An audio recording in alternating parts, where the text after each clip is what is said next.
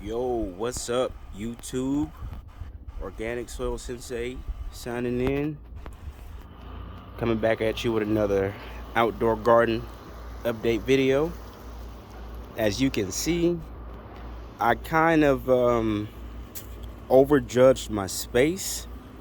I really didn't know that these tomato plants were going to be growing all crazy and vigorous like this. This is my first time ever growing outdoors, man, but just look at the size of these tomato stalks, dude. This is ridiculous, man. This is like crazy. I've already got a little bit of fruiting going on there. I need to hit it with some 248 or 284. I've been using 77 excuse me, I've been using 430.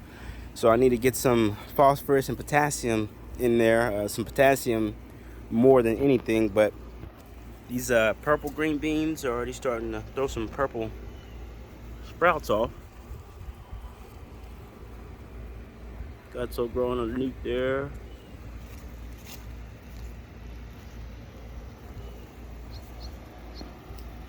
So I don't know how I'm gonna do this, but I've got three purple green bean plants, one regular green bean plant right there. I've got these chili pekins right here that are being tortured by this tomato plant. In between here, right down here, right there, right there. That's a bell pepper plant, red bell pepper.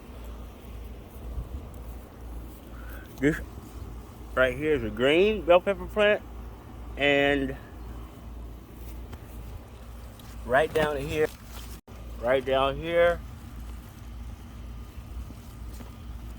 are my giant habaneros. They're not so giant anymore. But this is a outdoor garden update. For anybody that doesn't know, don't put tomatoes in the same bed with peppers or in the same bed with bell peppers, because they will certainly outgrow them. Let me get a side shot. Look how tall that is, man. That's like 4.5 feet tall, man. That's pretty big. I totally underestimated these tomatoes. I didn't think that they're gonna grow that big. But hey, when you're using Build-A-Soil's Grow Line, this is all their products in the entire soil bed. I've got pumice, rice hulls, I've got biochar, I've got the whole Build-A-Soil Take and Bake kit. And man, look at these results.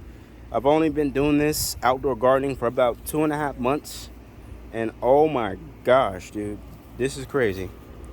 So outdoor garden update, this is where we are. What I'm probably gonna have to do is I'm gonna have to pull out one of these tomato plants that isn't fruiting already, just to kind of give it some space, because man, this is wild.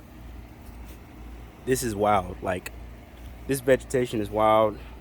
I'm probably gonna do some leaf stripping here as well to kind of open it up. But later on this evening, I'm going to release about 1,000 ladybugs out here, because I'm having the aphids come back after 3 to 4 days with the neem oil.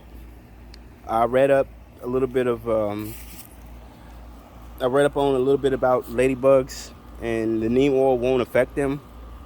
It won't affect any of the beneficials that are in the soil bed. So I'm gonna use the ladybugs as the first line of defense, and then use the neem oil as a second line of defense. I don't want my fruits to start getting eaten up there by these aphids, man, because around about this time of year, man, they get hungry and they just start munching and chowing down on everything. So this is just a quick recap on my soil bed, my raised garden bed outdoors. Again, I underestimated these tomatoes. They're growing like wildfire. I did not ever expect for them to get this big, and they're more than likely not done stretching. They're still probably going to stretch a little bit more, but you can already tell if you look closely. See those little white hairs? Those come from the silica the soil. And those rice hulls are breaking down and they turn into silica, and that's what creates these big old stalks. And I mean, one good thing about silica is it helps plants in a stressful environment.